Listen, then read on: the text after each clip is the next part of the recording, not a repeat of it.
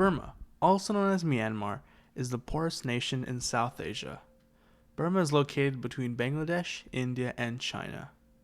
After a coup in 1982, the nation was ruled by a xenophobic militarist government for 30 years until a period of reform civil arrests.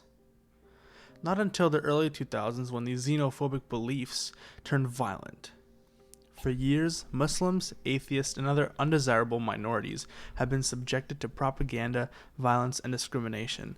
These include arbitrary detention, forced displacement, land confiscations, rape, and other forms of sexual violence, torture, and cruel, inhumane, and degrading treatment, as well as violations of the humanitarian law.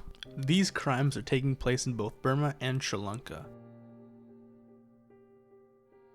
But who would subject these minorities to such torment? It's actually the one group you would never think of. The group that are putting these minorities through such torture is the Buddhist monks. Now this has come to a surprise to many people since the ethics of Buddhism is based around peace and tranquility, and the belief that hatred is never appeased by hatred. And in this situation in Burma, it's actually the opposite. In Burma currently, 80% of its population is Buddhist, 5% Christian, 4% Muslim, and the rest being Burmese folklore. The man behind these xenophobic and anti-Semitic beliefs is Ashin Waratu, or as he calls himself, the Burmese Bin Laden. Waratu is a Burmese Buddhist monk and the spiritual leader of the anti-Muslim movement in Burma. He has been accused of inspiring persecutions of Muslims through his speeches. Although he claims to be nothing more than a peaceful preacher, despite openly referring to Muslims as the enemy and mad dogs who should be removed from the country. In 2003, Waratu was jailed for 9 years for inciting hatred. Waratu has even gone the lengths of spreading false accusations of Muslims to evoke rioting and raids against Muslim businesses and rails against the size of Muslim families. In May of 2013, Buddhist mobs attacked mosques and burned down more than 70 homes in Oken after a Muslim girl collided with a monk.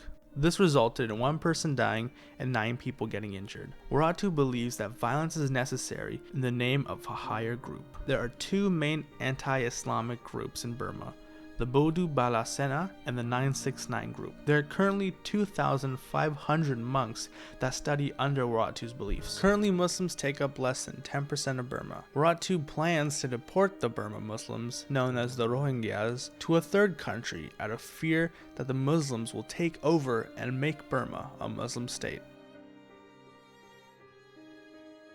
Although there are many cops that patrol the Muslim neighborhoods, there are still crimes committed against them. The police claim they are always on watch, but Muslim citizens claim that they are being bribed to not help, and anyone who protests against the anti-Islamic beliefs will be in prison. President Obama waived sanctions on most imports, and in 2013, the US Congress allowed sanctions under the Burmese Freedom and Democracy Act to expire. Military-to-military relations also have been advancing without clear benchmarks for reform and addressing ongoing human rights abuses. The United States allowed Burmese officers to observe military exercises and has begun limited exchanges. In conclusion, a little over 1 million Muslims have been killed and persecuted over the past 12 years in Burma.